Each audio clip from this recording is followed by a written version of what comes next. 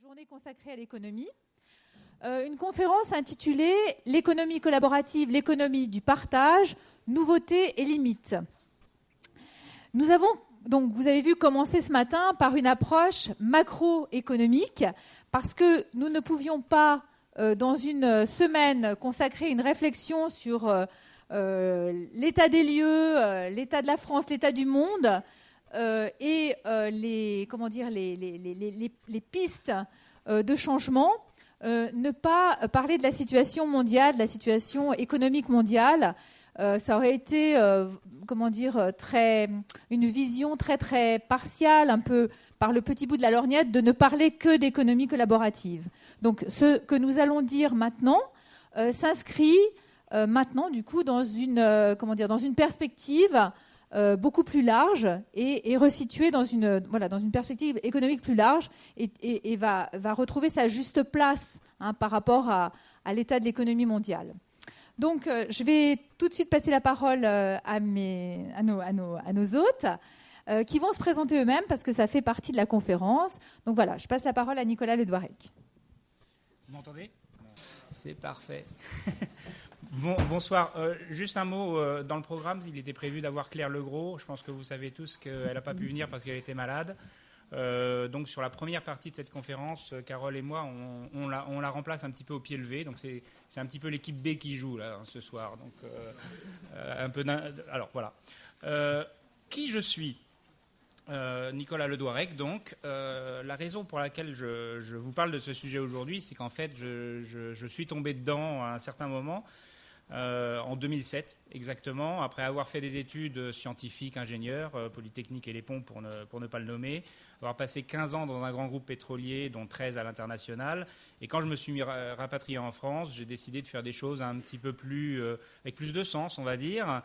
Et naturellement, pour le faire court, j'avais envie de participer à un changement de relation à l'automobile.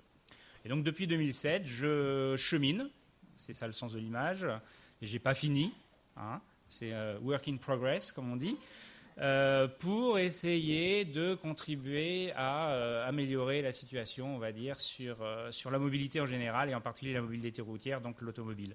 J'ai créé une société d'autopartage co-créée qui s'appelait Mobizen à Paris. J'ai travaillé pendant 2 ans sur le projet Autolib au sein de Veolia et j'ai donc perdu l'appel d'offres contre l'équipe de Bolloré. À la sortie, on a créé la version 2 de Mobizen qui s'appelait Citizen Car. On s'est un petit peu gouré dans le positionnement. On a voulu faire un réseau social automobile. On en reparlera sans doute tout à l'heure. Mais les gens voulaient de la voiture de location pas chère, donc ça n'a pas marché, puisque la Citizen Car, c'était de la location de voiture, mais entre particuliers. Mobizen, c'était ce qu'on appelle l'autopartage, donc une version de la location de voiture urbaine complètement automatisée. Et en vendant Citizen Car, j'ai dirigé Buzzcar pendant 2 ans avec un modèle économique différent, mais toujours sur le même thème, à essayer d'avoir un impact significatif sur l'usage de la voiture, avec, on espère, des bénéfices externes à ceux de l'entreprise. Et ça s'est terminé au mois d'avril où j'ai participé à la vente de Buzzcar au leader européen aujourd'hui qui s'appelle Drivey et qui est français, Cocorico. Donc voilà en deux mots mon parcours et pourquoi je vais vous parler de cette économie du partage. C'est qu'en fait, avant même que le terme existe, j'étais dedans. Alors justement, qu'est-ce qu'on dit aujourd'hui ? C'est quoi l'économie du partage ? Alors, je vous ai dit, c'est l'équipe B. Et en fait, je ne sais pas. J'ai beaucoup de mal. Alors je vais vous faire l'exercice et vous donner la meilleure définition que j'ai. Mais très franchement, je ne sais pas ce que vous en pensez, mais il y a de quoi être confus quand on lit les journaux et qu'on parle de l'économie collaborative ou du partage, parce que ce que l'on lit, c'est un petit peu tout et ce contraire. Il y en a qui disent que c'est un mirage, d'autres c'est un défi pour les entreprises, il y en a d'autres qui disent mais ça va changer la vie des Français. Il y a tout un débat de savoir si certaines sociétés font partie de cette fameuse économie du partage ou pas. Il y en a qui disent que ça n'a rien à voir, d'autres c'est carrément le succès. Et pour la dernière catégorie de personnes, c'est le Far West, l'Eldorado, le Far West. Alors je vais faire une pause à ce moment-là, parce qu'il y a des noms d'entreprises, des noms de services qui sont nommés, et je vais essayer de voir un petit peu, on va apprendre à se connaître. Donc, puisqu'on parle d'économie du partage, on va essayer de partager un petit peu. Hein, pas beaucoup, rassurez-vous. Mais alors, qui connaît... Allez, facile. Blablacar. Qui utilise Blablacar? Pas mal. Ok. Ça, c'était facile, c'était pour se chauffer. Qui connaît Airbnb? J'essaye de... Voilà. Qui utilise Airbnb? C'est pas grave, une fois ça compte. Même essayer de l'utiliser, parce que des fois, on en... Mais Armel, tu comptes pas. Hein. Alors, maintenant, je vais lâcher le mot. Qui connaît Uber? C'est une catastrophe. Alors, qui a utilisé Uber? Vous avez vu un peu la différence, là? On a les Parisiens. Moi, j'ai rien dit, hein.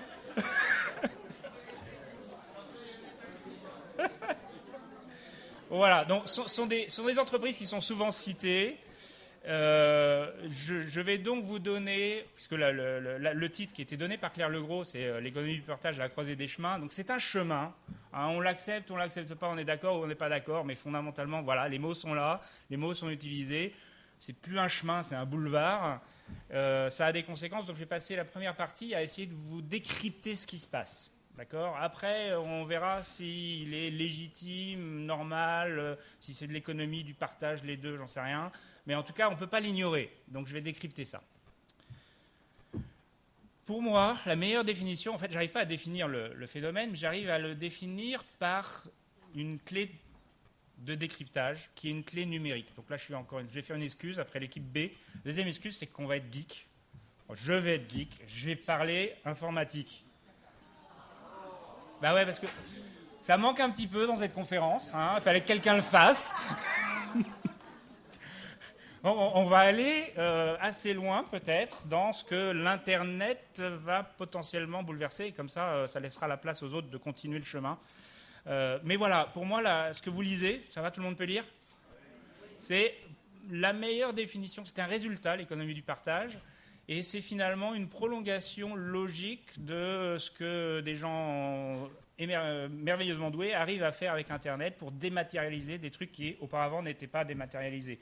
Vous connaissez tous l'exemple de Wikipédia, vous connaissez tous l'exemple du streaming, de la musique en ligne, etc.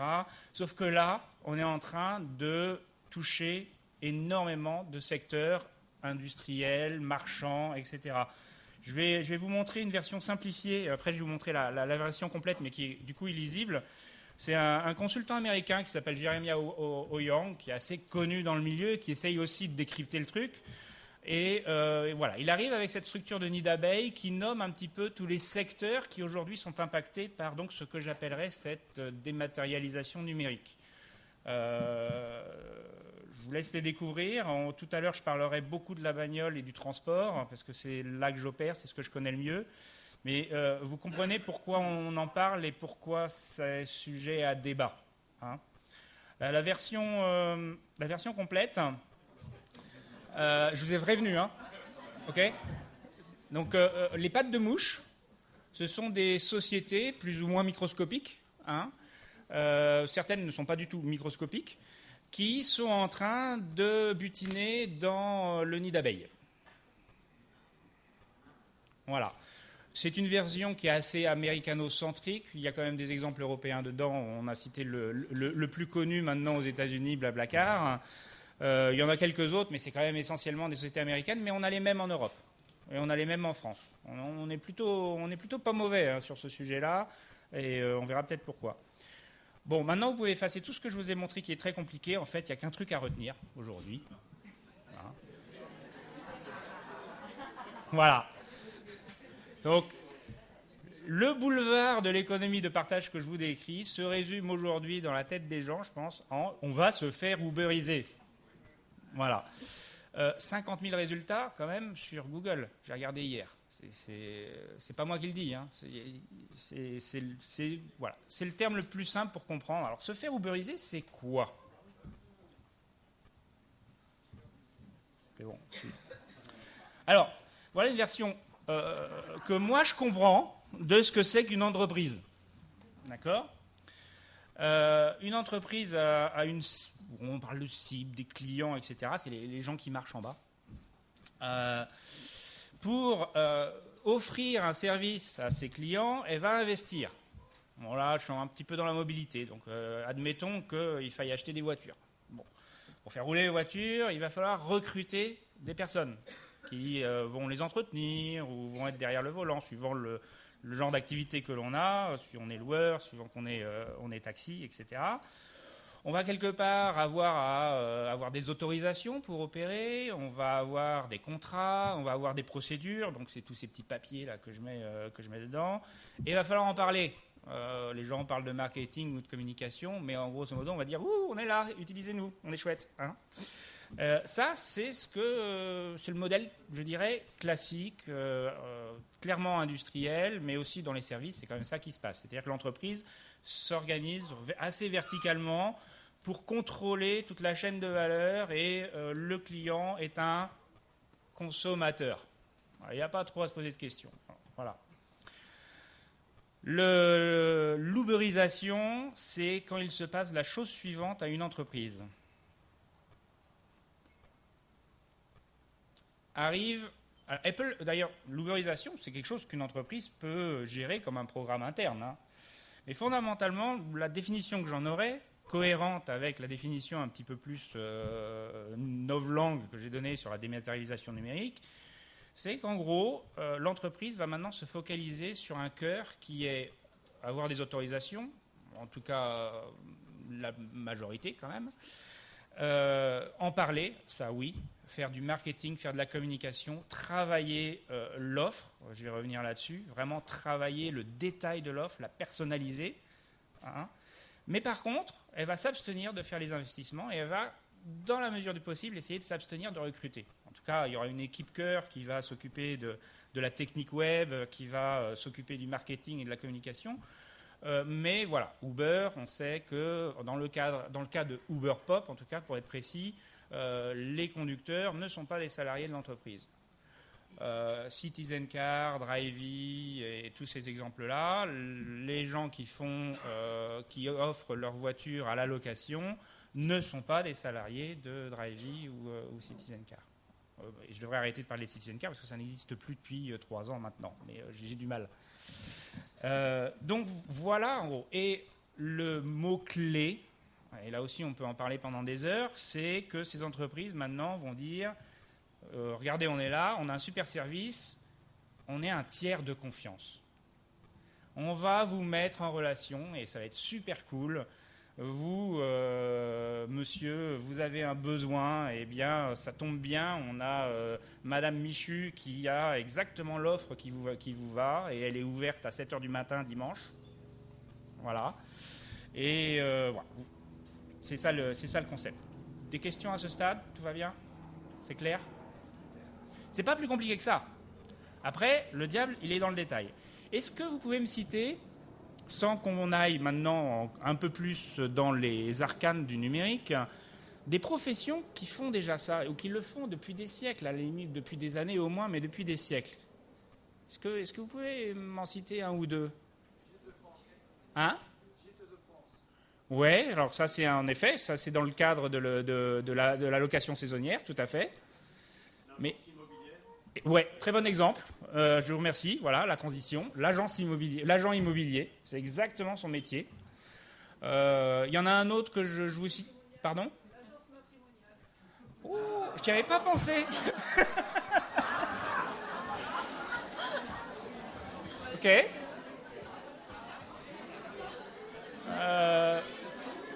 Ouais, le rôle de tiers de confiance dans l'agence matrimoniale, ouais, c'est pas mal. Non, il y en a un, peut-être que vous connaissez. Oui, les agences d'intérim, tout à fait. Et j'en ai un autre dans le genre des chasseurs d'intérim, les chasseurs de tête. Voilà. Donc c'est pas nouveau. Hein.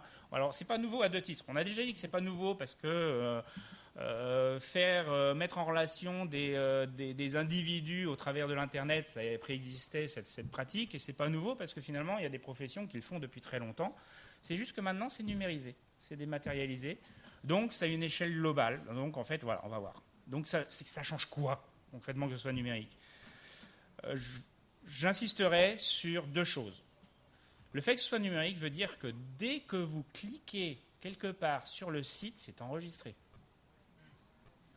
Ça veut dire qu'au-delà de l'information que vous mettez sur ce genre de site internet, sur voilà, je m'appelle Nicolas, j'ai 48 ans, j'ai mon permis de conduire depuis 1986, etc. Je suis également suivi, ils savent combien de temps j'ai passé sur cette page, quel élément de la page j'ai cliqué, quel élément j'ai regardé, etc., etc., quelle recherche j'ai fait sur le site, bref, plein de choses, et qu'on donne à manger à des algorithmes. Voilà. Et vous le connaissez peut-être plus facilement si vous achetez des choses sur Amazon. Amazon est connu pour avoir des algorithmes de suggestion assez puissants. L'économie du partage utilise ces techniques, et ce sont des techniques, hein, c'est de l'ingénierie derrière, et quelque part, ceux que l'on a cités, ce sont les meilleurs aujourd'hui à articuler cette ingénierie. Mais ça a une conséquence. Et comme on est alors l'autre chose qu'il faut retenir, c'est comme on est dans l'Internet, on ne peut pas avoir de marge significative. L'Internet, la barrière à l'entrée étant tellement faible, en tout cas au démarrage, qu'on démarre toujours, il ne faut jamais dire toujours, qu'il est naturel de démarrer avec des marges nulles, voire négatives. Alors après, la définition de marge, je ne vais pas rentrer dans l'ésotérisme. Pourquoi ? Parce que dès qu'on ouvre un petit peu le portail, il y a quelqu'un qui va s'insérer. Très rapidement. D'accord ? Donc le seul moyen d'espérer d'avoir un modèle économique pérenne, c'est pas jouer au Monopoly, mais un petit peu, c'est de courir très vite et d'atteindre un monopole. La Silicon Valley a inventé un terme magnifique pour ne pas faire peur avec le terme de monopole. Il parle de singularité. Bon, ça veut dire monopole. Voilà. Pour illustrer ça, alors on n'est pas dans les chiffres de ce matin, hein, je suis un petit peu petit joueur là. C'est un petit peu compliqué aussi. Est-ce qu'on le lit ? Ouais, peut-être pas. Très bien. Là c'est un classement des startups, des jeunes pousses, des sociétés qui ont été créées depuis quelques années, 4-5 années. La grande barre, c'est la valorisation que les investisseurs leur donnent. Donc Uber, pèse aujourd'hui, c'est plus que ça d'ailleurs, parce que ça date un petit peu ce graphique, en tout cas pesait 18 milliards. C'est pas mal. On n'est pas dans les 900 milliards ou 900 ou je ne sais plus combien on avait ce matin, mais c'est quand même pas mal. Et ils ont déjà collecté, pour faire ce qu'ils ont à faire, c'est-à-dire obtenir une situation de monopole dans l'activité qu'ils se sont donnée, presque 2 milliards. Le deuxième est, on l'a cité tout à l'heure, Airbnb. Et ensuite, on a d'autres acteurs qui sont aussi dans la mise en relation ou dans des choses qui impliquent des individus avec des individus, mais qui sont moins dans, je dirais, dans le monde physique. Hein, on est dans des partages de fichiers avec Dropbox. On est dans de l'e-commerce quand même. On a quand même le seul européen là, c'est quelqu'un qui est en train de faire un succès sur la vente de chaussures. Sauf qu'au lieu d'avoir que les Nike et autres marques, ils ont 1500 marques. Donc ils sont en train d'essayer d'avoir le maximum de diversité. Voilà. Donc ça, c'est le côté pas très agréable, je trouve, de la chose. Hein. Je ne pense pas qu'un monopole soit quelque chose qu'on accueille forcément avec beaucoup de bienveillance. Mais il faut quand même souligner les positifs de ce boulevard. Ce boulevard est en train de réveiller ce que j'appelle, moi, les pro-amateurs. Alors, on parle de pro-consommateurs ou de producteurs-consommateurs, etc. Mais aujourd'hui, il n'a jamais été aussi simple, et je ne pense pas que ça va s'arrêter, ça va continuer, de devenir un agent économique actif, non pas juste un consommateur parce que quelqu'un a décidé qu'on achèterait une Ford T et puis c'est ça dont on a besoin, mais parce que finalement, aujourd'hui, quasiment, je vais devancer un petit peu la réalité, mais on y est presque, et je serai avec des gens qui travaillent dessus demain en Aquitaine, on pourrait se fabriquer sa propre voiture. Ça peut aller jusque-là. On n'y est pas encore tout à fait, mais on y travaille. Donc à partir de là, on est en train de réveiller une fibre entrepreneuriale, une fibre innovante. Tout peut arriver. Et dans le cas de tout peut arriver, je ne peux pas ne pas citer cet exemple. Hein. Donc là, on a affaire, je suis désolé, je ne me souviens plus son nom, c'est un Anglais, personne n'est parfait, vendeur de chaussures, rien à voir avec ce que je vous ai raconté précédemment sur les chaussures, qui habite dans une petite ville d'Angleterre, c'est pas un londonien, et à force d'entendre sur la crise grecque, il s'est dit, c'est pas normal, il faut faire quelque chose, et donc il a fait une campagne de financement participatif, autrement de crowdfunding, on va dire, parce qu'il est anglais, donc on va parler un peu sa langue, hein, sur un truc qui s'appelle Indiegogo, qui est une des 2 plateformes internationales sur le sujet, en disant, qu'à cela ne tienne, je vais voir si, a priori, il a fait ses petits calculs sur sa boîte à chaussures, et il a dit, si tous les Européens donnent 3 €, donc il a mis sa campagne à 3 €, et voilà, on a remboursé la dette grecque. Il a demandé la permission à personne, il dit, moi je ne suis pas un économiste, je ne sais même pas si c'est vrai ce que je dis, etc., mais il se dit, je tente. Moi, ce que je trouve intéressant, c'est, ça n'a pas marché, ok. Mais il a quand même réussi à collecter 2 millions d'euros, c'est pas rien, qui vont être remboursés, rassurez-vous. Hein. Et il a quand même attiré l'attention de 108 000 personnes. Accessoirement, il a quand même fait péter les serveurs d'Indiegogo avec son idée. Donc voilà, tout est possible. Je ne peux pas vous dire où ça va s'arrêter. Alors, il faut être un peu geek, voilà. Mais, hein.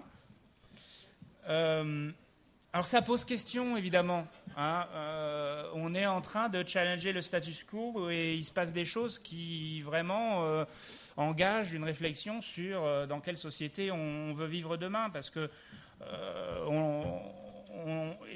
comment est partagée la valeur quand on a un service qui met en relation une offre et une demande, qui gère un petit peu les 2 côtés de l'équation, ça se passe comment le partage de la valeur, au fait?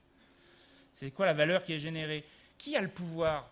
Alors là, je vous le dis carrément, hein, dans le cadre d'Airbnb, Uber et Blablacar, c'est eux. Hein. D'accord? Pour une exemple toute simple, je pense qu'il faut le dire. Le code, on dit dans le numérique, le code, c'est pas le code de la route. Hein, c'est ce qu'on écrit, c'est la loi. Et le code, il est fermé. On ne sait pas comment ça marche. Et tant que ce sera le cas, ils auront le pouvoir. Et on sera quelque part en situation de dépendance de par les données qu'on aura accumulées, qui font que quand on quitte ce genre de service, on repart un petit peu à zéro. Hein, et c'est eux qui savent exactement comment va marcher. Évidemment, c'est biaisé. Ça marche pour leur avantage, de préférence. On est dans un schéma classique, qu'on aime bien par ailleurs. Quels sont les devoirs et les obligations? Là, j'appelle sur des sujets un peu plus sociétaux, hein, la fiscalité, le droit du travail, la couverture sociale, etc., etc. Mais on ne peut pas l'ignorer. On est forcé d'en parler et on est forcé de l'intégrer. D'accord ? Ça peut être un rejet, mais il faut qu'on ait je pense qu'il faut qu'il y ait une décision consciente. Et oui, le modèle social applicable. Pour finir, et j'ai fini avec mon discours d'équipe B, ce graphe, je pensais qu'il apparaîtrait un petit peu ce matin, mais puisqu'il n'est pas apparu, je vous le montre. C'est l'équivalent de la dette publique sur le salariat. Ce que je veux dire par là, c'est que le nombre de personnes en France, c'est l'INSEE qui a fait ce graphique, l'archétype de la carrière professionnelle où on est salarié en CDI plafonne. Par contre, l'emploi non salarié, qui peut être tout à fait une bonne chose, mais pose question, est en train d'exploser. D'accord ? Il me semble évident que cette tendance n'est pas anodine et n'est pas déconnectée du succès des services qu'on a. Parce que pour être sur Airbnb, pour être sur Blablacar, pour être sur Drivey, il faut du temps, qui n'est pas vraiment compatible avec les salaires. Ou alors, on veut juste cliquer sur un service, et ça, Uber le fait très bien d'ailleurs. Hein. Donc, ce n'est pas tout à fait les mêmes cibles non plus. Hein. Le Uber, c'est plutôt, encore une fois, si on parle d'Uber Pop, c'est le statut des chauffeurs. Parce que les autres services Uber, il n'y a aucun problème. Hein. C'est de la voiture avec chauffeur, c'est tout à fait légal, il n'y a aucun problème.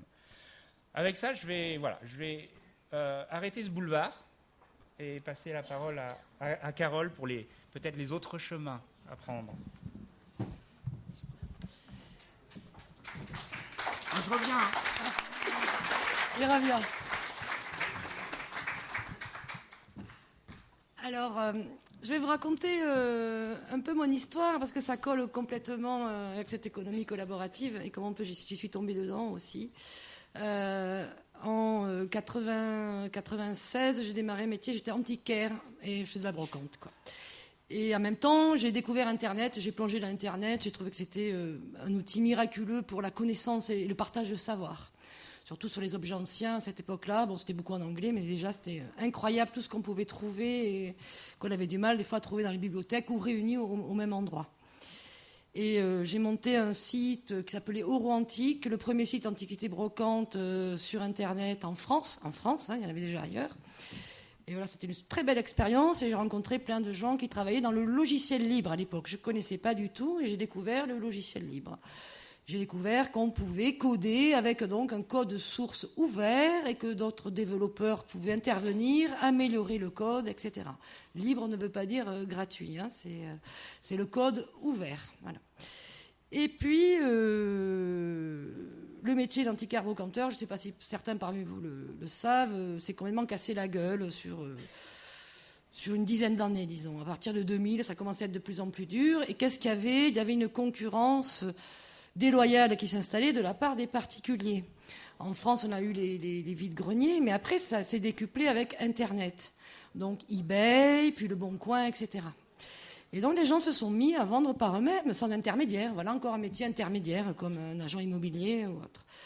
Et donc c'était difficile. J'ai même monté un syndicat, essayé de voir comment on pouvait concilier, que les particuliers puissent se vendre, mais pas trop, qu'ils n'en fassent pas un vrai métier. Voilà, c'était compliqué. Et en même temps, donc j'étais déjà dans cet esprit aussi du logiciel libre. Je commençais à comprendre que le partage du savoir, de la connaissance était important. Et j'ai aussi, comme le métier était de plus en plus dur, j'ai repris les études en 2005. J'ai fait un master sur le management de l'intelligence collective et des communautés virtuelles, enfin via les réseaux numériques. Voilà. Donc là, ça m'a encore ouvert un champ énorme de partage de connaissances. Qu'est-ce qu'on pouvait faire avec l'intelligence des foules quand tous les gens sont connectés ? Encore un domaine nouveau qui s'ouvrait à moi. Et petit à petit, je me suis dit, bon, il faut savoir lâcher. Un peu comme les maréchals ferrants. Quand la voiture est arrivée, ça a été dur. Il n'y avait plus de chevaux à ferrer. Voilà. Donc à un moment donné, qu'est-ce qu'on fait ? Et j'ai pas insisté. Je me suis dit, je lâche ce métier. Et de toute façon, je pars maintenant dans tout ce qui est numérique, web. Ça me passionnait, faire de la formation, etc. Et voilà. Donc j'ai complètement changé de voie. Même si j'aime toujours les objets anciens. Voilà, donc mon expérience personnelle m'a confrontée directement au cas d'un changement de société. Je pense c'était dit dans le film hier, mais je le dis souvent aussi, il y a un monde qui s'effondre et il y a un nouveau monde qui s'élève, si on peut dire. Et là, on est en pleine transition. Donc c'est très difficile d'arriver à trouver, à ce que tout le monde s'y reconnaisse et trouve sa place. Voilà. Donc il y a des personnes qui perdent leur place et d'autres personnes qui retrouvent peut-être un pouvoir de partager, de faire, mais où ça bloque encore, c'est au niveau de la prolétarisation 2.0 dont tu viens de parler. C'est-à-dire que, oui, ok, on peut louer son appartement, vendre ses propres objets, louer sa voiture, etc. Mais ça fait des petits revenus, finalement. Pas toujours déclarés, etc. Donc on est à repenser toute la protection sociale, où ça en est, etc. Quand on voit les gens aussi, façon de travailler aussi, Amazon, etc., qui sont ignobles. C'est un peu un esclavage 2.0 aussi. Amazon, vous avez dû entendre parler, il y a eu des employés qui ont protesté, la façon dont ils étaient traités, etc. quoi. Et voilà, donc on est en plein dans cette période de changement. Et je pense que avec Uber, là, on l'a bien vu, il y a de nouveaux besoins qui émergent, même si c'était ancien. Bien sûr qu'il y avait des intermédiaires avant, mais là, on est à un niveau qui est décuplé avec les réseaux et des nouveaux besoins aussi. C'était pas possible de connecter autant de gens avant en réseau. Maintenant, on peut. Donc, il y a aussi des nouveaux besoins qui émergent. Et on est encore, alors surtout au niveau politique, je pense, dans une mentalité du 19e siècle, au niveau politique, fiscal, et après dans les façons de concevoir les les monopoles, même si ce sont des petits monopoles, là, comme les taxis, etc. On est dans des façons de penser du XXe siècle. Et nos besoins, ils sont du XXIe siècle. Voilà. Et on n'arrive pas à coller tout ça, quoi. Ça fait pas... voilà, il y a des gens qui se sentent floués, d'autres qui n'arrivent pas à trouver leur place, etc. Tout ça parce qu'on n'arrive pas à faire émerger encore ce qu'on peut appeler les biens communs et le pair à pair. Vous avez entendu parler de peer-to-peer, pair à pair. C'est-à-dire qu'on soit tous, quelque part, à équité ou à égalité dans le système, et dans n'importe quel système ou réseau communautaire, finalement. Dans le cas de ces grosses plateformes, évidemment, elles travaillent encore dans un système capitaliste, avec les actionnaires, etc. Leur système, leur fiscalité est en plein dans le système capitaliste qui dure depuis longtemps, mais le XXe siècle, quoi. Elle ne partage absolument pas, la plateforme n'est pas partagée, elle n'appartient qu'à quelques-uns. Et les bénéfices ne sont pas partagés non plus. Et donc, ce que tu disais, là, c'est qu'effectivement, il y a de moins en moins de coûts, puisque c'est des gens qui prêtent leur voiture, etc. Ils n'ont pas besoin d'acheter un parc de voitures, par exemple. Mais ça génère... il y a quand même une puissance de frappe monétaire, hein, qui est énorme, quand vous voyez la publicité. Par exemple, des gens en commun, là, comme il y en a certains, il y a des... Toi, tu en parleras peut-être tout à l'heure, de petites communautés qui vont se mettre à faire du covoiturage libre, hein, voilà.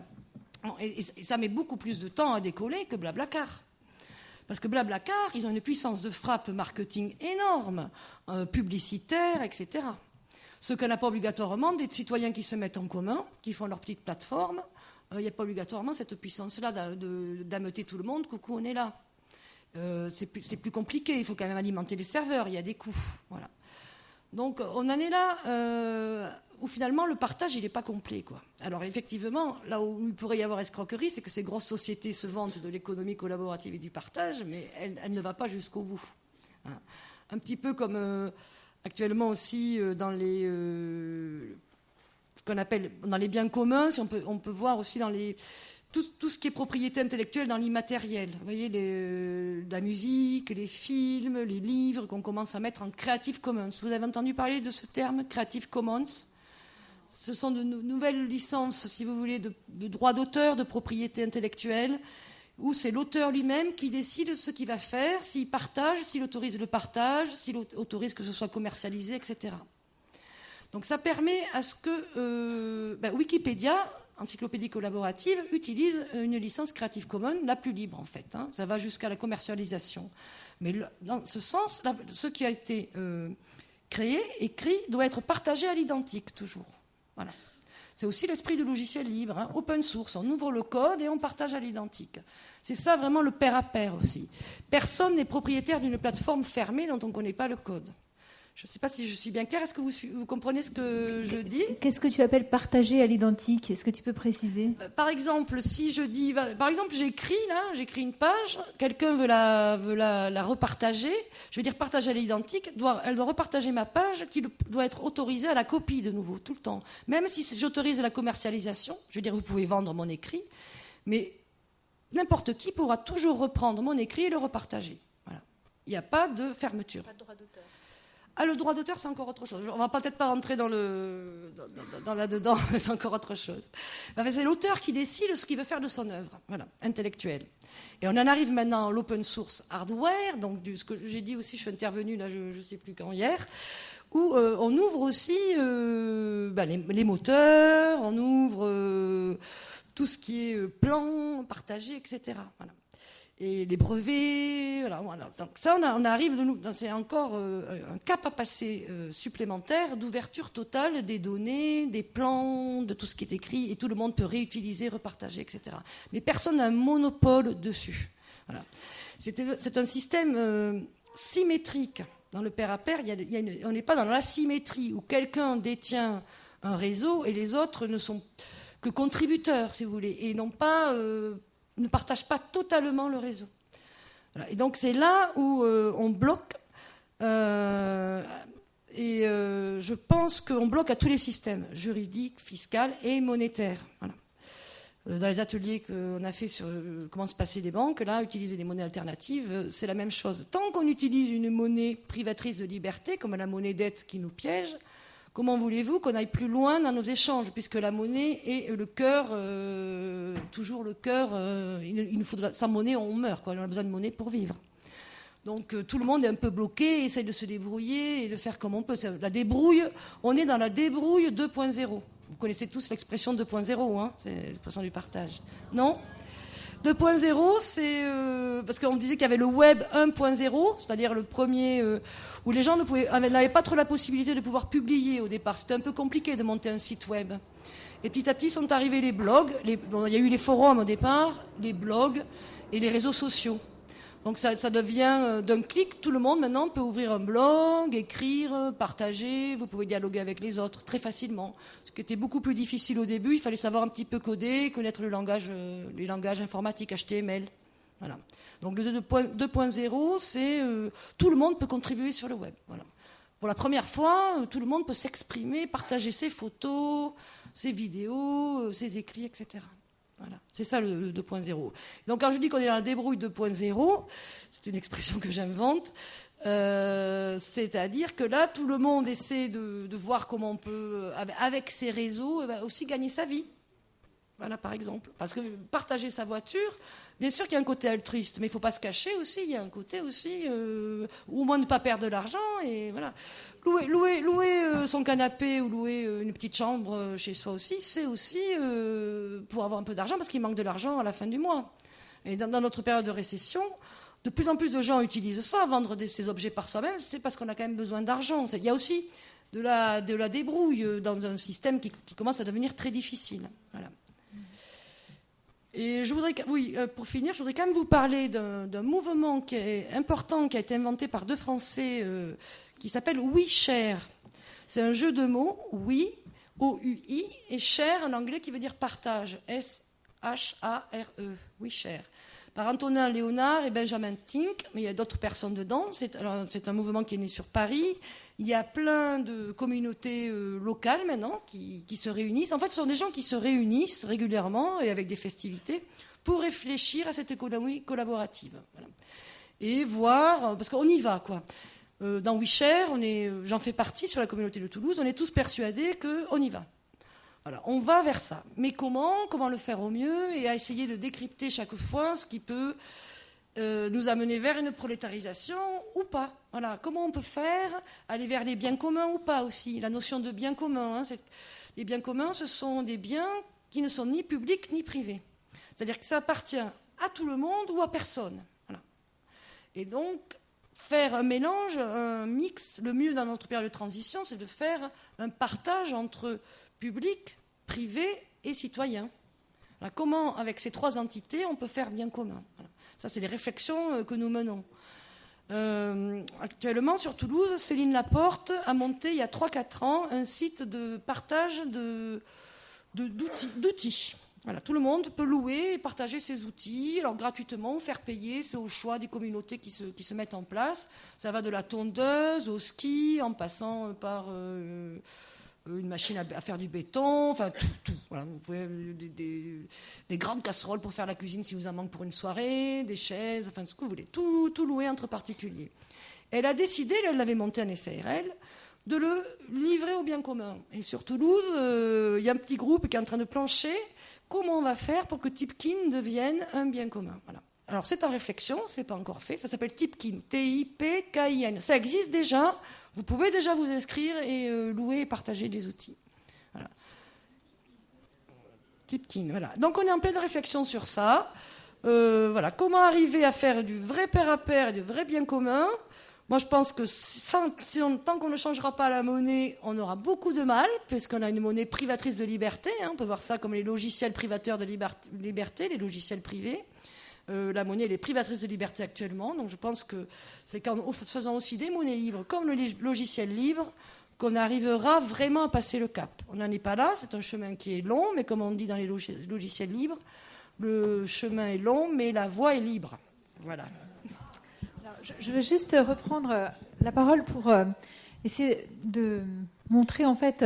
Donc Nicolas, toi, tu nous as décrit une nouvelle économie qui naît grâce au numérique, hein, une nouvelle façon pour les entreprises de créer de la valeur, hein, grâce au numérique.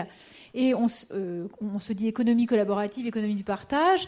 Et puis à la fin de ton topo, on se dit c'est de très jolis mots pour finalement une nouvelle forme de capitalisme qui n'a pas grand-chose à voir avec la collaboration et le partage, mais qui utilise le fait de partager pour faire de l'argent et surtout pour monopoliser la source de création de richesse. Il y a un côté monopole qui est un peu inquiétant. On se dit de jolis mots pour finalement une autre forme de capitalisme. Et on écoute Carole et on se dit, il y a des gens, WeShare par exemple, des mouvements qui cherchent à quand même faire en sorte que cette nouvelle possibilité grâce au numérique ne soit pas uniquement vouée à un nouveau profit, à une nouvelle forme de profit, et ne soit pas d'une certaine façon captée, confisquée à ce que ça aurait pu être, aux citoyens qui auraient pu en faire quelque chose de plus,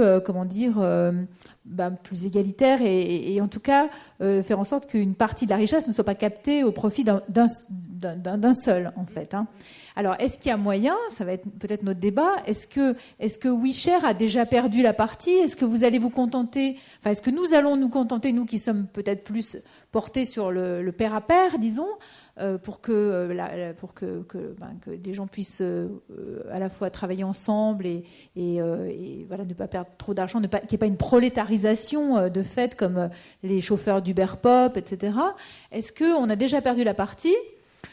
Et est-ce qu'on va devoir se contenter du couchsurfing, c'est-à-dire de proposer de loger des gens de passage ou d'échanger dans des réseaux locaux de quartiers ou des objets qu'on aurait plutôt, qu'on a envie de donner ou d'échanger ou de se prêter les uns les autres ou éventuellement de se louer?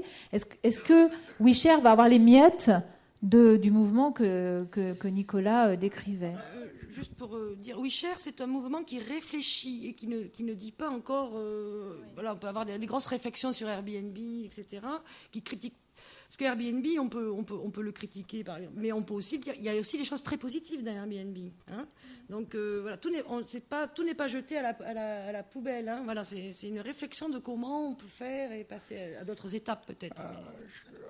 Non, si bataille il doit y avoir, la bataille n'est pas perdue. Après, c'est une question de choix, c'est une question de savoir ce qu'on veut faire. Et c'est un peu comme ça que je voudrais vous interpeller. Si je reprends l'analogie de ce que l'on a décrit et les choses qu'on voit dans les journaux, si c'est le boulevard, il manque des passages piétons sur le boulevard, il manque des feux rouges, il manque une intersection ou deux. Enfin, c'est pas encore complètement fini. Là, on est dans une ville nouvelle. Donc oui, il va y avoir de la réglementation. Qu'est-ce qu'elle va être? J'en sais rien. Enfin, je participe à mon petit niveau. Mais clairement, on voit bien qu'on ne peut pas juste le laisser complètement débridé. Ça interpelle. Donc ça, c'est le premier élément de réponse. Le deuxième élément, c'est aujourd'hui, à l'autre extrême... non, pardon, c'est pas tellement ça. Le deuxième élément, c'est de la même manière que un extrême comme Microsoft a laissé la place pour une alternative comme Linux d'émerger. Je suis intimement convaincu que dans ce domaine-là, plus on va avoir un boulevard énorme avec des géants qui exploitent, et c'est tout ce qu'on peut attendre d'eux, leur filon, on va pouvoir générer, et le numérique là aussi est merveilleux, et c'est ce que Carole essayait d'illustrer, on va avoir des alternatives qui répondent à d'autres valeurs. C'est pas possible que ça n'existe pas, et plus il y a de l'abus, plus il y aura d'alternatives. C'est peut-être ça la bataille, mais c'est pas vraiment une bataille, c'est un choix. Je crois que tu voulais nous parler de alors voilà, la voiture. donc du coup, alors je vais dire deux ou trois petites choses. Donc j'ai parlé de Microsoft, tu as parlé du couchsurfing qui est en effet, c'est pour ça que j'ai mis l'image d'Airbnb. Il y a des gens qui naviguent au milieu. Couchsurfing, c'est américain, mais certes, mais c'est une coopérative. Et en effet, le modèle économique n'est pas basé sur la transaction, sur une commission qu'on prend sur le loyer, qui pousse à exploiter cette équation économique, mais qui est en train, en toute transparence, d'explorer quel devrait être un modèle économique alternatif. Aujourd'hui, ils ne veulent pas faire de la transaction.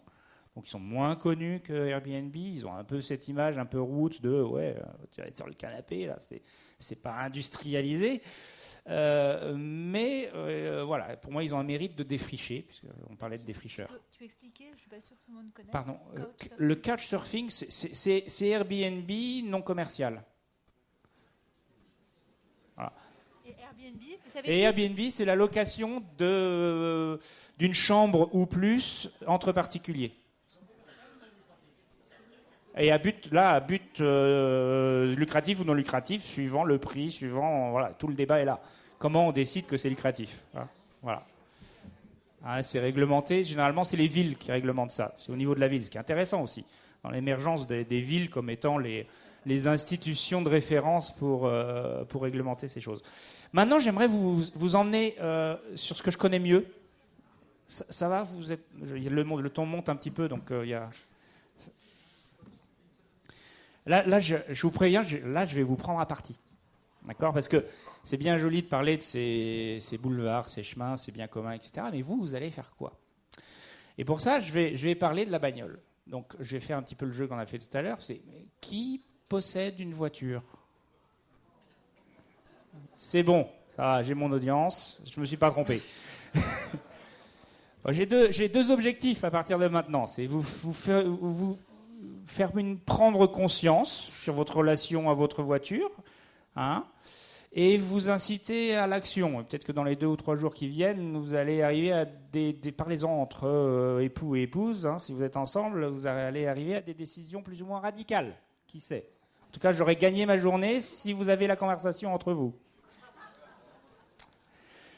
Et je dois vous prévenir, j'adore les voitures. J'en ai pas, personnellement. Mais oui, c'est moi, on me reconnaît. Photo prise par mon fils sur une Morgane de collection. Donc ouais, non, j'adore les voitures. C'est juste que je n'ai pas besoin d'en posséder. Et que j'ai tout ce qu'il me faut par ailleurs. Voilà. Donc parlons bagnole. Voilà l'image de la bagnole. Liberté, vitesse... Merci, je n'osais pas le dire, mais un peu, voilà, c'est bon. Mais c'est quand même des courbes assez rondes, une voiture. Bon, voilà, tout cet imaginaire de la voiture, il est là, derrière moi. C'est pas une mauvaise image. Il s'avère qu'elle est en ville, cette voiture. J'ai choisi une image urbaine parce que 50% de la population vit dans des villes. Donc, il y a un choix. À votre avis, combien il y a de voitures dans le monde aujourd'hui? Combien? 1 milliard, gagné. 1 milliard de bagnoles. Autrement dit, on n'est pas loin du point où on peut caser toute la population mondiale dans des voitures. Alors, je ne vois pas pourquoi on s'énerve avec Airbnb et le logement. Ouais, c'est vrai. Il faut une 7 places aujourd'hui. Mais le nombre croît comme la population. Et un autre chiffre, c'est la moitié de ce milliard est dans les 34 pays de l'OCDE. Donc oui, il y a un déséquilibre, ce qui veut dire qu'il va y en avoir plus des voitures, parce que les autres, ils ne vont pas se laisser faire, et ils veulent leur voiture aussi. Ce qui pose un petit problème, je ne sais pas pourquoi cela, c'est pas grave.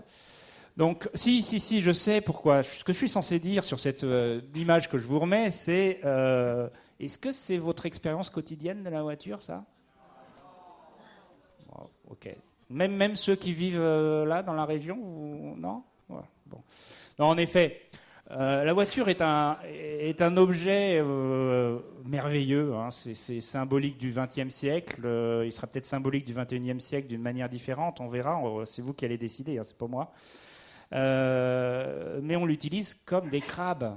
Et encore, je suis poli. C'est le même lettre de départ.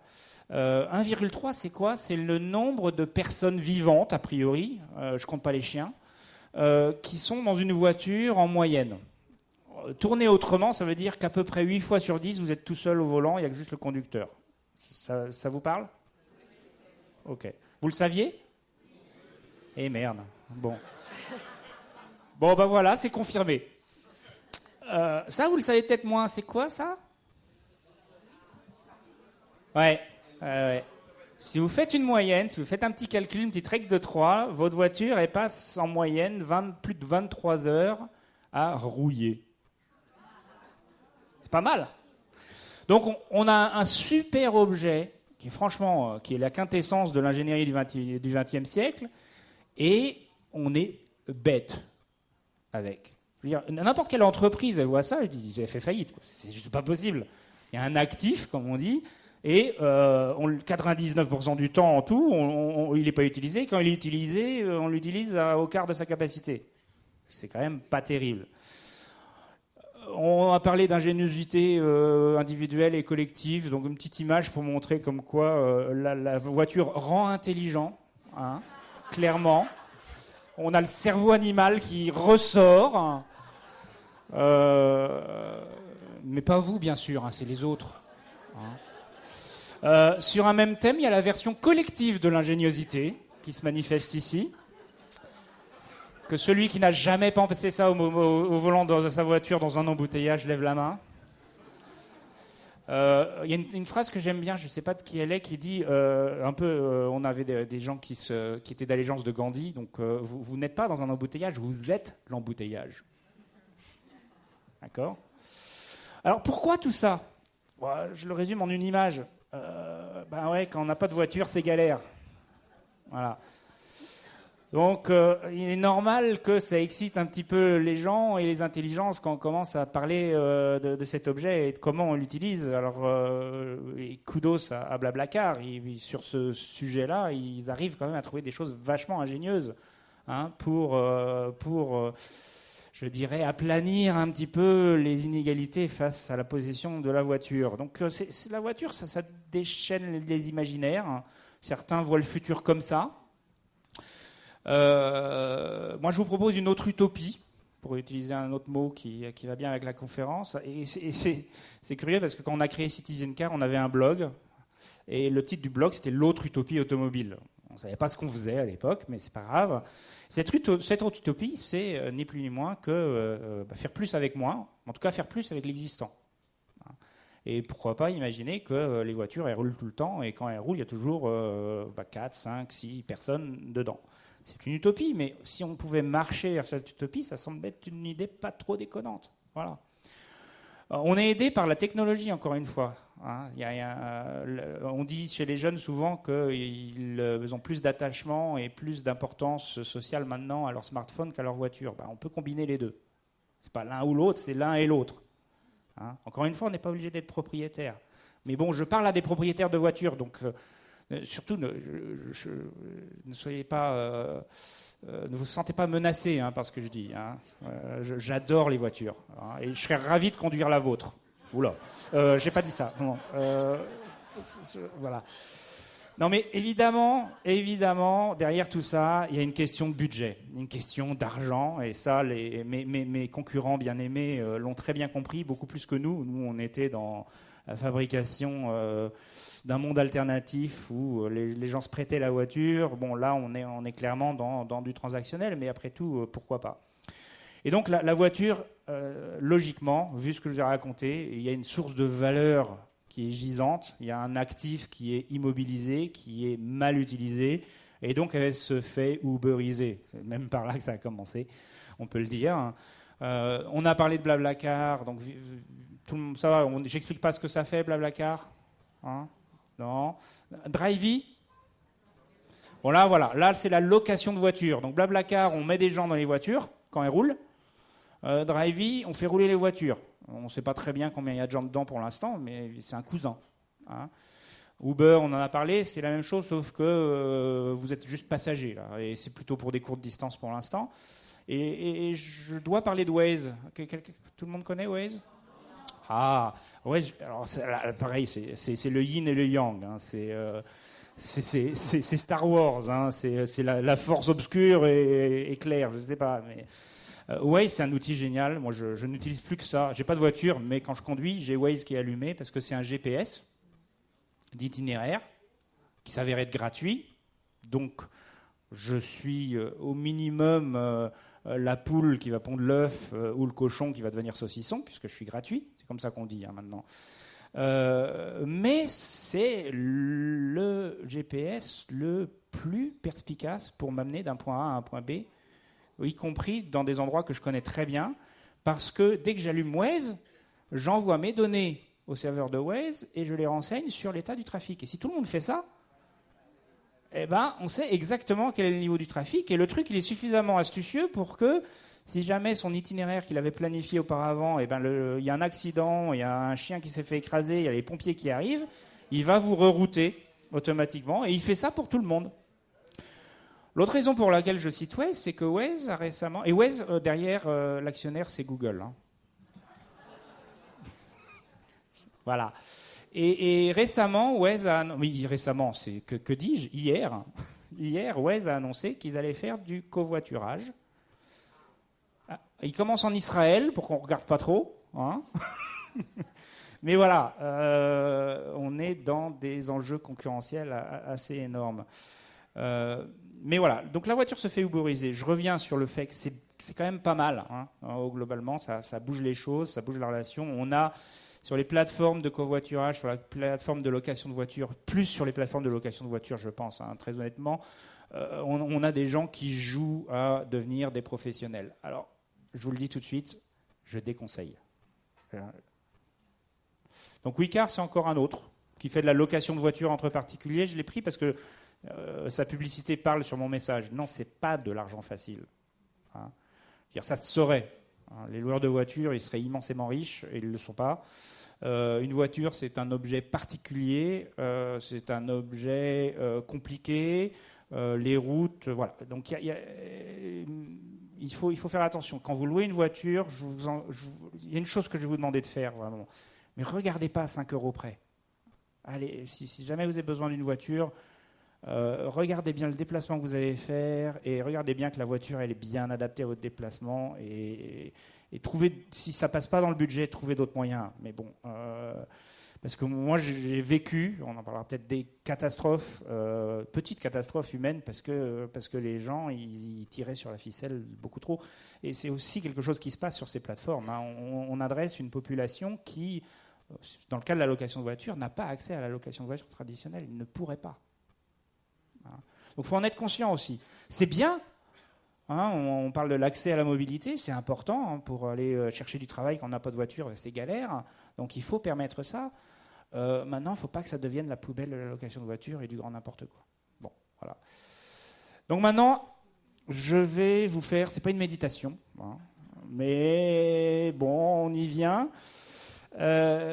Pour que vous essayiez d'internaliser tout ce que je viens de vous raconter, qui est bien joli, mais bon, ça reste encore assez théorique. Donc voilà, je vais surtout parler aux propriétaires de voitures, mais pas que. Donc la première chose que je vais dire, c'est oser. Oser. C'est le verbe O-S-E-Z. Oser. Je veux dire, si vous êtes propriétaire d'une voiture, allez commencer par... acheter un vélo ou prendre un vélo. Commencez, au lieu d'aller chez le boulanger en voiture, commencez à y aller en vélo pour voir ce que ça fait. Hein ? D'accord ? Si Winston Churchill l'a fait, vous pouvez, je pense. C'est pas...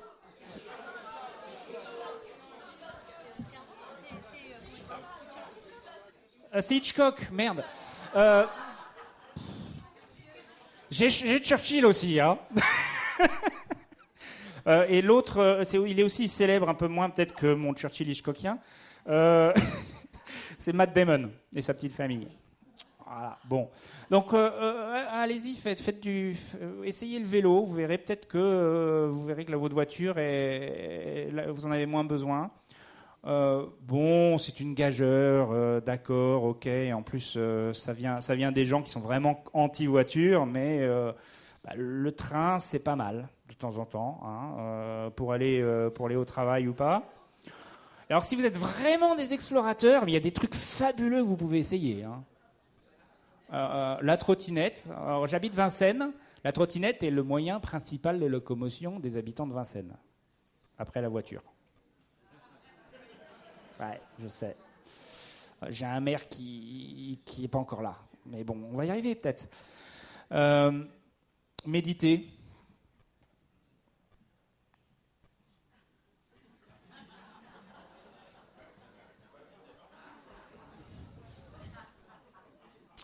Ouais, C'est pas facile, hein, mais c'est un peu le cœur du sujet. Hein. En tout cas, je peux vous dire un truc, c'est si jamais au bout de ces expérimentations, un petit coup de train, pourquoi pas prenez le taxi de temps en temps, allez vous inscrire à un service d'autopartage s'il y en a un dans votre ville, faites du covoiturage, même si vous avez une voiture, allez voir un petit peu ce qui se passe, ça coûte rien, franchement. Hein.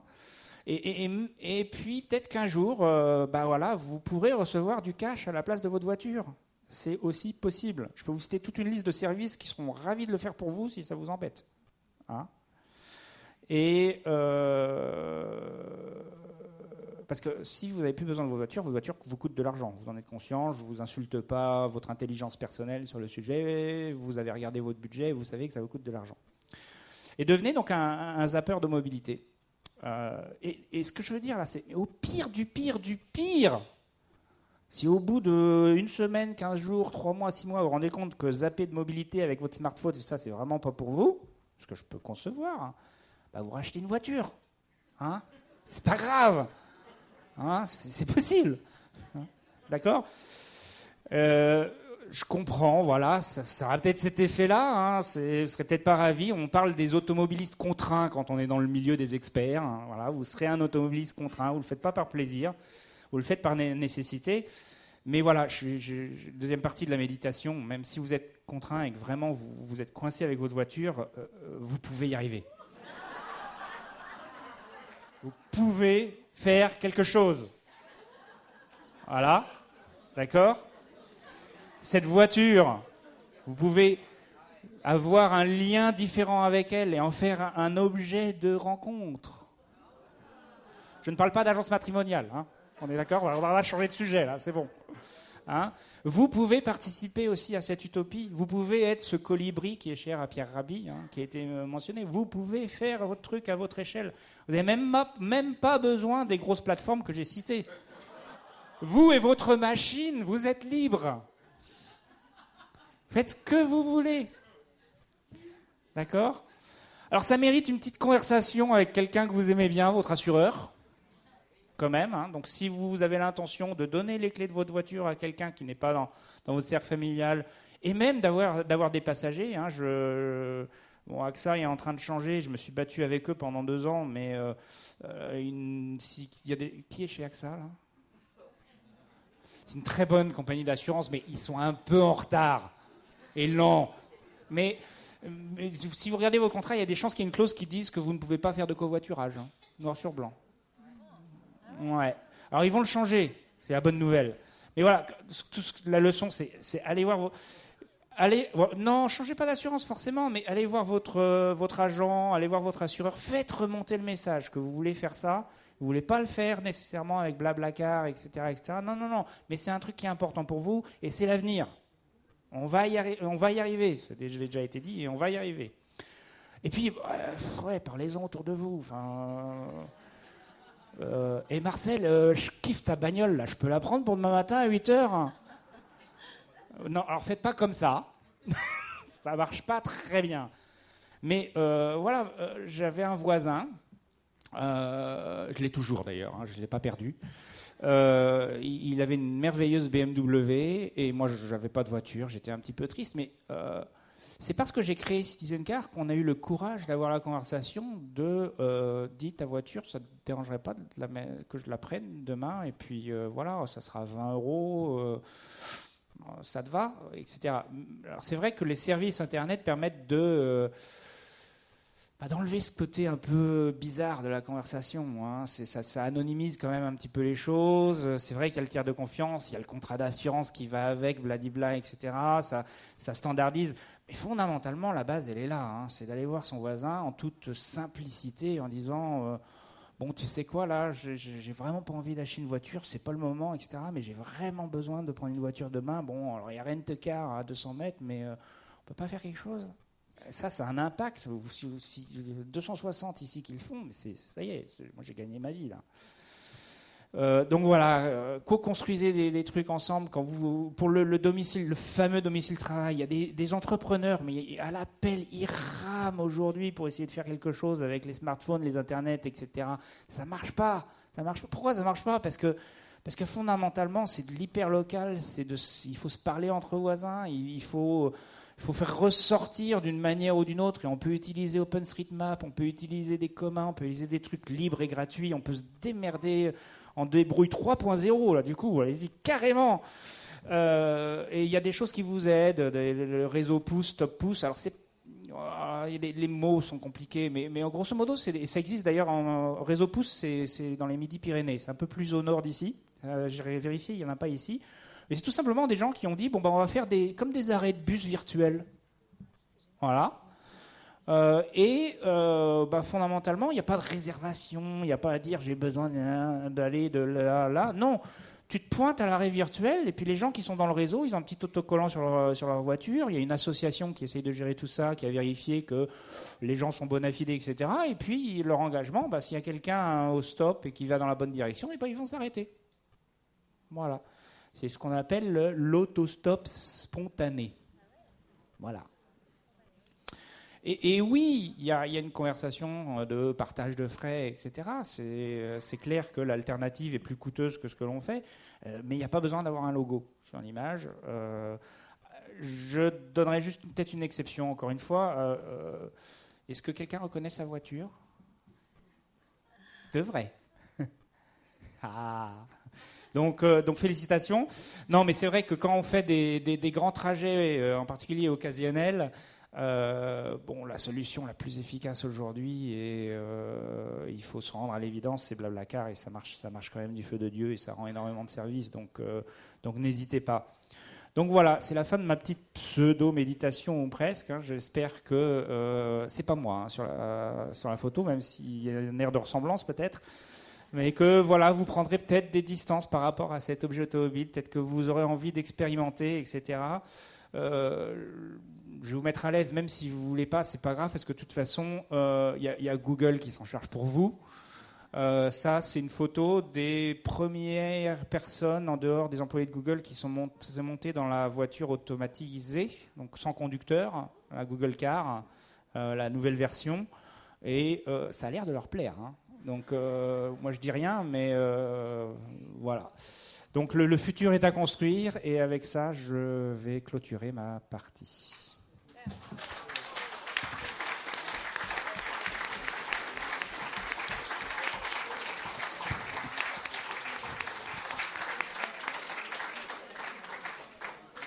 Merci beaucoup à vous deux. Je trouve que c'est intéressant d'alterner des conférences avec des professeurs d'université et puis un entrepreneur comme Nicolas, une exploratrice de plein de choses comme Carole, voilà, qui expérimente des choses, qui est une militante aussi. Voilà, je trouve que c'est un bel équilibre et je suis assez fière qu'on ait des personnes qui s'adressent à nous de différents points de vue, différents horizons, différentes cultures. Voilà. Donc on va pouvoir commencer à... Attendez, on a prévu les questions là. Voilà, donc on a 20 minutes, hein, donc on va distribuer la parole. Il y a un... Alors moi j'aimerais bien garder mon micro. Voilà. Donc qui pose la première question ? Il y en a une au fond là-bas.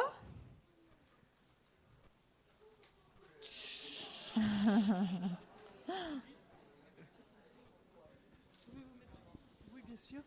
Bonjour et merci pour votre conférence. C'est à Nicolas que je m'adresse un petit peu plus pour l'instant. D'abord, c'était ma voiture, Blablacar. Bon, ça m'a fait rire. Je nous engage tous dans nos départements à réfléchir avec nos conseils départementaux. En tout cas, dans l'Allier, je travaillais dans un groupe de réflexion au sujet des nouvelles ruralités et des difficultés de transport en commun qui n'existent plus. Et nous avons choisi Stop Pouce pour que les communes un peu plus écartées de la préfecture puissent s'organiser et que les habitants puissent habiter dans les villages un petit peu plus écartés.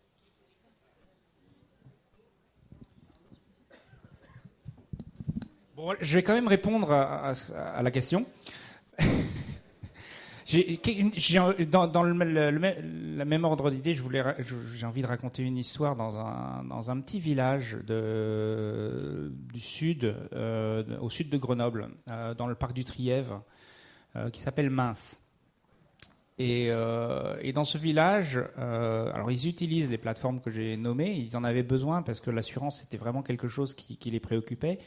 Ils avaient essayé pendant des années de faire venir l'opérateur d'autopartage dans leur village, mais 1500 habitants, la gare SNCF la plus proche est à 10 km et malgré tout il y a des gens qui expérimentent avec la vie sans voiture là-bas. Donc le partage de voitures était quelque chose qu'ils attendaient et qu'ils ont fait avec nos plateformes. Et ça marche vraiment bien, ils sont super contents. Il y a maintenant 7 voitures, ça va de la Clio au minibus 9 places. Et voilà, ils s'organisent fondamentalement localement. Je pense que maintenant, ils pourraient voler de leurs propres ailes. Mais ils ont commencé avec les plateformes que j'ai citées, en l'occurrence Citizen Car, et on les a accompagnés. Donc c'est possible. Et en effet, c'est aussi possible dans les milieux ruraux, même si on pense que la voiture est indétrônable, et elle l'est. Alors, une autre question, madame. Il faut courir. Hein, je me passe de voiture depuis 4 ans. Je loue une voiture, mais comme je suis quelqu'un d'âgé, j'ai parfois des difficultés à m'adapter à une autre forme d'automatisme. Ce qu'il m'est arrivé, par exemple, actuellement, on peut passer la marche arrière en faisant la manœuvre de la marche avant. J'étais là, au lieu de regarder mon pictogramme, je me dis, mais comment je vais faire pour marcher en arrière ? Heureusement, j'ai trouvé un beau jeune homme sur ma route, et c'est lui qui m'a dit, écoutez, madame, regardez, tout est inscrit dans votre voiture. Non, mais c'est un vrai problème. Hein. C'est un vrai problème. Les constructeurs commencent à s'en rendre compte, d'ailleurs. Ils commencent à vraiment réfléchir à l'ergonomie de leur voiture sur le sujet.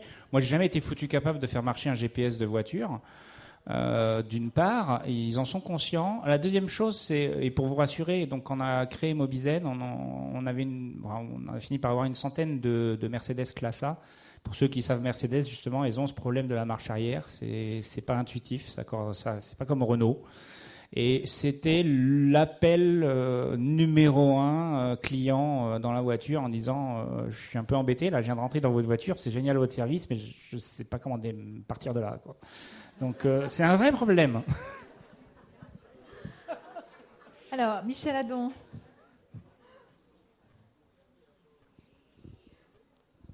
Pour Nicolas d'abord, une situation que tu n'as pas évoquée, mais qui doit être quand même assez courante. Nous, on a fait le choix avec ma femme de n'avoir plus qu'une seule voiture, maintenant qu'on est de la retraite. Déjà, donc, on a du partage. Et il n'est pas simple, parce que comme elle est très active, moi je suis active, on se dit au moins 8 jours à l'avance sur les agendas qui va la prendre et qui ne va pas la prendre. Il faut gérer du partage à but non lucratif. Mais ce n'est pas si simple. Ce qui fait qu'elle doit rouler, sans doute, si je pense au jour où elle roule beaucoup et où elle ne roule pas, un peu plus que les 50 minutes. Bon, ça, c'est la première chose. La deuxième, et tu n'as pas parlé, c'est quand même important, c'est ce véhicule absolument indispensable, même si on le loue. La question qui est posée, c'est quelle énergie il dépense. On a fait le choix, par exemple, nous à la retraite, à un moment donné, de prendre une Modus qui était au GPL. Qu'est-ce qu'on y a gagné ? Puis ensuite, nos ressources diminuant doucement, et bien comme on en a en plus pas beaucoup, on a fini par prendre une petite Twingo d'occasion assez correcte, mais qui n'est plus au GPL. Donc la question des énergies que dépensent les voitures est une vraie question aussi. Et puis alors le troisième élément qui est un peu plus personnel, mais peut-être que ça touche d'autres gens, moi, ma voiture, j'ai du mal déjà à la laisser à ma femme, et elle m'engueule parce que c'est c'est ma maison. Il y a mes outils pour quand je suis dans la nature, il y a le plateau à huîtres quand je vais lui chercher des huîtres, il y a les outils, il y a les machins, c'est un capharnaüm abominable. Alors d'ailleurs, elle me le reproche. Mais donc la voiture, ça se personnalise beaucoup. Ce qui fait que moi, j'ai beaucoup de mal, et je pense que j'arriverai jamais à en faire un objet complètement détaché que j'irai louer. Il m'arrive de temps en temps d'aller très loin, et je peux y aller qu'en voiture, parce que malheureusement, les trains de la SNCF sont en plus disparus. Donc j'ai dû aller dans le Lot depuis Cognac. C'était 12 heures de train impossible. Donc qu'est-ce que j'ai fait ? J'ai loué une voiture, et je suis allé vers un vrai loueur de voitures qui m'a fait des prix très corrects, etc. Et tout. Donc voilà, je suis un peu du XXe siècle. Ça, j'en suis bien conscient. Il n'y a aucun souci. Je dirais deux choses, mais l'expérimentation que vous pouvez faire, c'est que vous avez une voiture, mais non, en fait, vous avez peut-être 1.1 ou 1.2 voitures, etc. Peut-être que vous pouvez juste expérimenter en prenant la voiture d'un de vos voisins. Vous avez des voisins là où vous êtes ? Hein ? Il me semble que c'est plus la direction un peu plus fertile dans ce cas-là, plutôt que voilà. Sur le sujet de la motorisation, etc. Non, j'en ai pas parlé parce que je voulais être sur le changement personnel, mais en effet, il y a un impact sur ne serait-ce que la taille de la voiture, hein, entre Et 800, 900 kilos, c'est difficile à trouver. Et puis les 2 tonnes d'un SUV, il y a bien sûr une différence. Il y a tout le débat sur l'électrique, etc. Mais voilà, j'ai choisi de ne pas aller dans cette direction, mais en effet, c'est aussi important. Alors, est-ce qu'il y a des questions sur la première partie de ce qu'on s'est dit, l'économie collaborative, etc., des points d'éclaircissement ou des questions de fond? Jean-Philippe. Alors, je ne sais pas si je vais poser une question de fond, mais je vais jouer un petit peu les rabatteurs de joie. Quand je vois ce que Google a pu faire en termes de monopole, Google ou autres, ou tous ces grandes multinationales, je me dis, est-ce que la dématérialisation de tout ce qui va se passer n'est pas un risque fort? Alors, on connaît les risques d'achat de nos connaissances, enfin de tout ce qu'on peut avoir, mais moi je vais bien au-delà. Quand on voit Amazon qui est en train de piller complètement les librairies les plus classiques, quand on voit toutes ces mastodontes qui... En fait, Amazon fait ça uniquement parce qu'il travaille à perte actuellement. Si, enfin, je crois. Je crois qu'il travaille à perte, mais il développe un monopole, et à un moment donné, le monopole, c'est eux qui imposeront leur prix, mais surtout leur type de vie. Et autant je suis, intéressé par les petites expériences, mais attention quand même quelque part, réfléchissons à la suite. Pourquoi? Parce que ces grosses boîtes, elles ne payent pratiquement pas d'impôts. Les impôts, c'est quand même ça qui finance nos services publics. Et le partage, la redistribution, elle passe par là. Alors, j'ai fait le tour très vite de tout un schéma qui est complètement absent de nos discussions, mais qui, à mon avis, est quand même un problème assez grave pour le futur. Au moins une question. Oui, eh bien, vous avez tout à fait raison. C'est un problème important. Si vous voulez, ces gros mastodontes ont toute ce qu'on appelle aussi l'économie de l'attention. C'est-à-dire, ce que je disais tout à l'heure, ils ont une puissance de frappe énorme monétaire. Et donc, ils arrivent à vous faire... à vous embarquer dans leur monopole énorme, parce qu'ils ont donc la puissance de marketing publicitaire qui est énorme, il ne faut pas se leurrer sur ça. Et nous, on est toujours dans un mode passif. Donc c'est à nous à se prendre en charge, et c'est exactement ce que tu disais, Nicolas. Allons-y, partageons notre voiture, faisons nous-mêmes avec le quartier, si on reste... dans cette façon, vous voyez, la télé, le temps de minutes disponible qu'on a avec la télé, vous avez entendu parler de ça, voilà, bon. Est-ce que vous regardez beaucoup la télé encore, là, dans la salle? Oui? Ou de moins en moins? Voilà. Et donc, après, c'est pareil, vous voyez, Internet, si vous utilisez Internet comme en passif, en gobant, et juste en utilisateur passif, si on peut dire, quoi qu'on utilise quand même vos ressources, même si vous ne le savez pas, même en postant un message sur Facebook, vous êtes quand même la donnée, c'est gratuit, parce que vous êtes... Si vous n'étiez pas là sur Facebook, Facebook ne gagnerait pas d'argent. C'est parce qu'il y a des utilisateurs, mais passifs. Voilà. Donc, le truc... c'est d'essayer de se mettre en route et de recréer du lien et des relations peut-être plus locales, peut-être des communautés plus petites. Et puis petit à petit, ce que je disais, le chemin est long, ça ne va pas se faire d'un coup. Mais si vous ne voulez pas, n'utilisez pas Amazon, vous voyez? Voilà, tout simplement, quoi. Ouais, je vais vous donner une astuce sur Amazon. Voilà. Amazon, maintenant, peut-être 80% des produits ne sont pas vendus par Amazon. D'accord ? C'est peut-être plus, d'accord. Mais il y a une faille dans leur système aujourd'hui que j'exploite personnellement, c'est qu'on sait qui vend derrière. Donc une fois que vous avez vu qui vendait, vous quittez Amazon, vous allez sur le site de la personne qui vend. Et vous avez bypassé le système. Je ne sais pas combien de temps ça va durer, mais c'est un hack possible.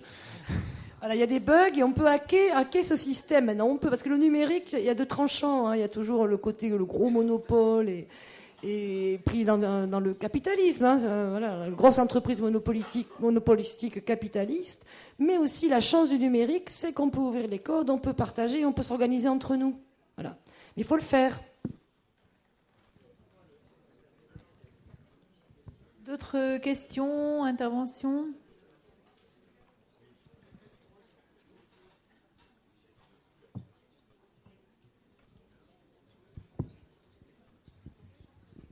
Alors, juste récemment, on a été un peu interpellé. Enfin, j'ai vu un reportage avec ma femme à la télévision sur un peu une sous-traitance un petit peu bizarre qu'utilisent ces sites.